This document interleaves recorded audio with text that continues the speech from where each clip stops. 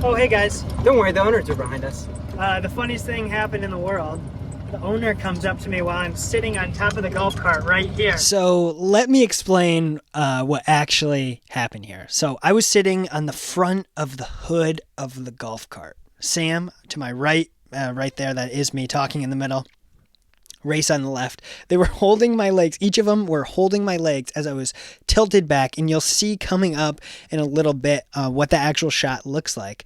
But the whole idea of this vlog in particular, I'm always trying to kind of find like a theme in these videos, is to take risks and be willing to take risks, not only because it's fun, a little bit of a thrill, but because it's getting a shot that maybe someone wouldn't have done. And that's what being a filmmaker is all about. It's about pushing the boundaries and not only having fun, but making your audience enjoy it too.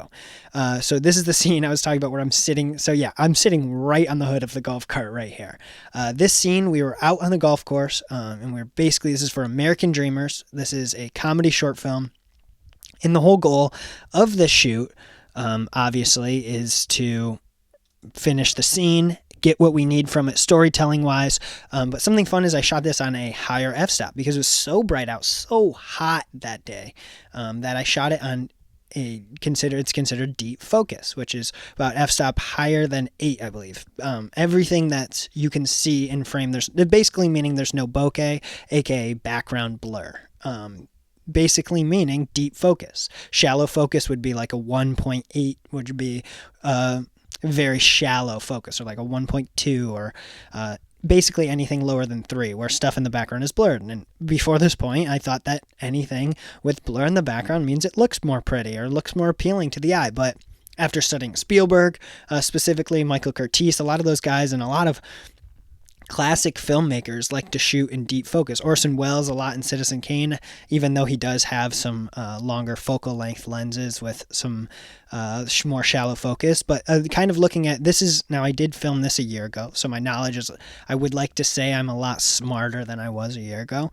This is shot on the Canon R6 Mark II, which is still my camera to this point. And American Dreamers was one of my most successful films. We actually, coming up, this is episode 2 of this overall series. Not the whole series is, of course, me following me, LukeRing, a writer, director, filmmaker in charge of Sukavision, of what my story is as a filmmaker. But we actually got on the news and the front page of the newspaper for this film. So there's a lot of cool things I'm going to get to talk about in this world. But the main idea is that these two characters are going to play golf, and this main character, Sam's playing. So Sam right there in the red shirt, you know him as the producer. Sam SB is the producer at Sukavision. And then Race, incredible, awesome friend of mine. And Sam's, that's been with us since we did old YouTube videos. So they already had a lot of chemistry, and they were two friends. So Sam's character he's trying to convince Race to go rob his own grandparents. My dad wrote this movie. It's because the grandparents give him a certain amount of money. They're like, we're going to give you this money for college, and he doesn't want to go to college. So he decides that, you know what, this money's mine. It's in a safe in their basement. I'm going to go take the safe. So right here, trying to play into Sam convincing Race that, now their character names are Jake, Sam's Jake, and Race is Tom, but I'm talking them as their name because I think they'll just be easier. Trying to convince them, Sam's trying to convince Race that, you know what, you got to come help me rob my grandparents. Now, the way I directed this didn't necessarily show that the best way it could have. I didn't use a gimbal. I could have. That would have really helped to kind of dolly in, really allow us to feel what Tom is feeling in this and feel what Jake is feeling in this. But for a comedy film, that's a little bit difficult. Right here, this is actually the first clip. Now, I know things are a little bit out of order, but this is getting out there. My dad's sitting on the right. He was out there for the first little bit. Race is a phenomenal athlete. He ran track, cross country. He loves running. So he's like, you know what? I'll just run. I don't want to weigh us down. There's a weight limit. Let's not weigh us down.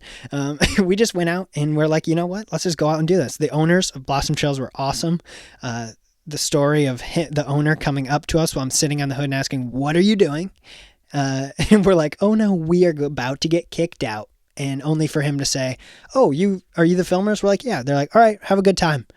What a wonderful blessing to have the owner just go right on by. Taking risks is what you need to do to survive in this industry, and hopefully create something interesting. Thank you guys so much for watching. I will see you guys later.